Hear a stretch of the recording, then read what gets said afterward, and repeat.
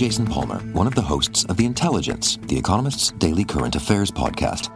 The Economist's award-winning shows make sense of what matters, from our special series on China's president to our weekly podcasts on business, technology, and American politics. Our journalists provide fair, in-depth reporting on the events shaping the world. To get the annual plan for less than $2.50 per month, search for Economist Podcasts Plus to start listening today. Have you ever noticed how a calm mind can really set the stage for a good night's sleep? That's the idea behind our new podcast, Good Sleep. Greg, our host from Optimal Relationships Daily, is here to help ease you into a peaceful night's rest with some positive affirmations. And these affirmations aren't just comforting. They can help ease anxiety and nurture positive thoughts, setting you up for true good sleep. So press play on Good Sleep tonight, because a good tomorrow starts with a good night's sleep. Just search for Good Sleep in your podcast app and be sure to pick the one from Optimal Living Daily. This is Optimal Finance Daily, episode 2608, The False Choices That Steal Our Future, Part 1, by Liz of Frugalwoods.com. And I'm your host and personal finance enthusiast, Diana Merriam. I have a bit of a longer post, so I'll read the first half today and then finish the rest for you tomorrow. So with that, let's dive into part 1 and start optimizing your life. The False Choices That Steal Our Future, Part 1, by Liz of Frugalwoods.com. I've been reflecting quite a bit lately on the various facets of my life that go against the grain. In many ways, I disagree with the fundamental notions of what our culture says the good life is all about. Whether it's my disavowal of the theory that all new parents want and should buy only brand new baby things, or my negation of the pressures society levies on women to pay for manufactured appearances, I'm just not buying it. As Mr. Frugalwoods and I continue on our extreme frugality journey to early retirement, at age 33 to a homestead in the woods, I find myself increasingly perplexed at the lifestyle lauded by our dominant consumer culture. And I think it all boils down to choice. Choice, the ultimate luxury. In the hierarchy of luxuries, Mr. Frugalwoods and I prioritize choice of our life circumstances above just about everything else. Choice is the ultimate luxury we have as humans, and many people elect to place choice of their stuff over choice of their circumstances. We've flipped this approach on its head. For us, surrendering choice over, for example, the brand of stroller we'll use for baby woods in favor of taking the first free one that comes our way is a fabulous trade-off for the amount of money we save. Sacrificing our ability to choose the precise color, size, or design of our material goods is just fine with us. The money we've saved over the years by utilizing hand-me-downs and buying used is nothing short of substantial. Each instance is a reflection of our decision to save our money towards what we consider the highest order choice, choosing how we want to live our lives every day.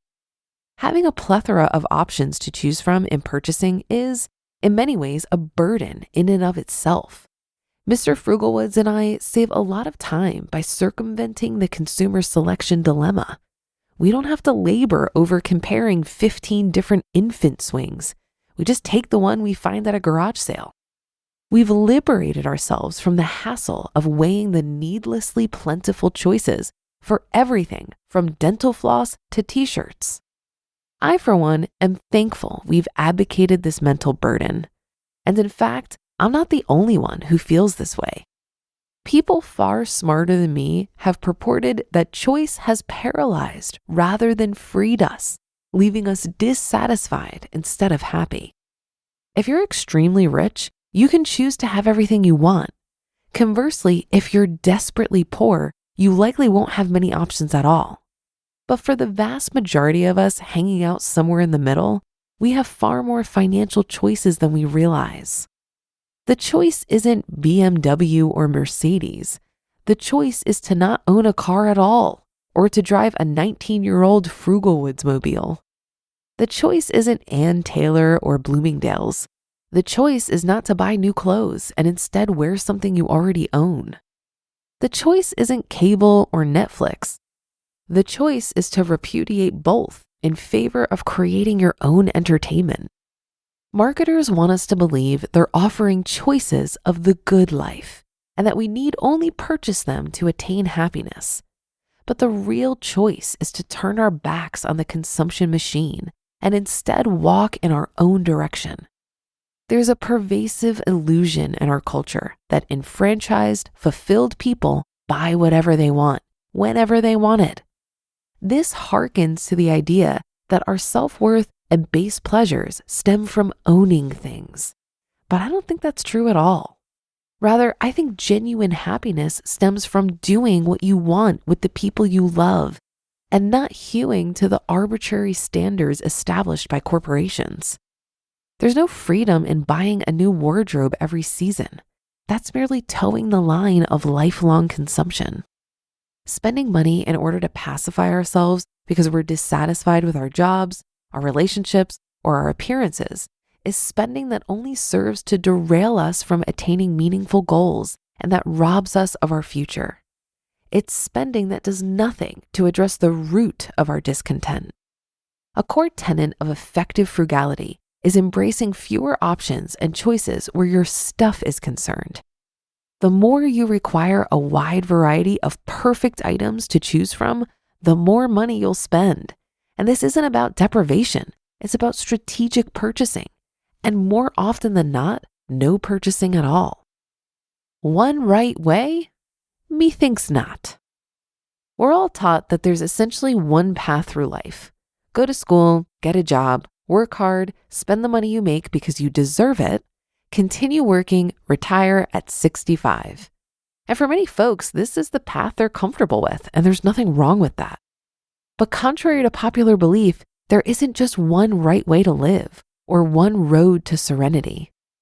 Our attainment of happiness as humans necessarily derives from our unique circumstances, personalities, and preferences. To impose this one-size-fits-all consumer happiness model on everyone is a surefire recipe for disappointment. It doesn't make Mr. Frugalwoods or me happy, and I think it doesn't make a lot of other folks happy either. The key is to instead discover your passion and then find a way to make that your full-time vocation. This non-traditional route is one of conscious frugality. To be continued. You just listened to part 1 of the post titled The False Choices That Steal Our Future by Liz of Frugalwoods.com, and I'll be right back with my commentary.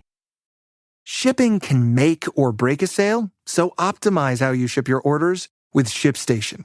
They make it easy to automate and manage orders no matter how big your business grows.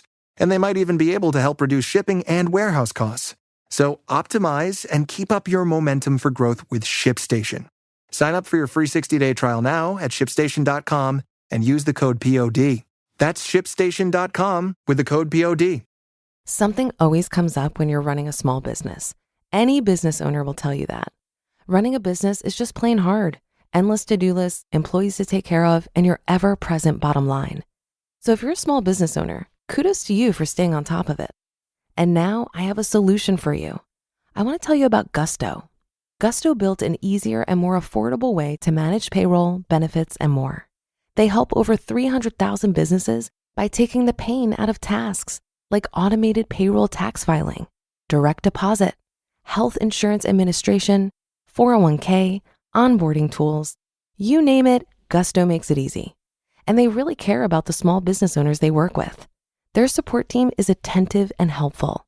And since money can be tight right now, you'll even get 3 months free. Just go to gusto.com/OFD and start setting up your business today. You'll see what I mean when I say easy. Again, that's 3 months of free payroll at gusto.com/OFD.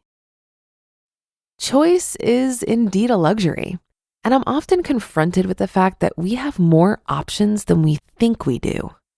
In the words of Paula Pant, we can afford anything, but not everything.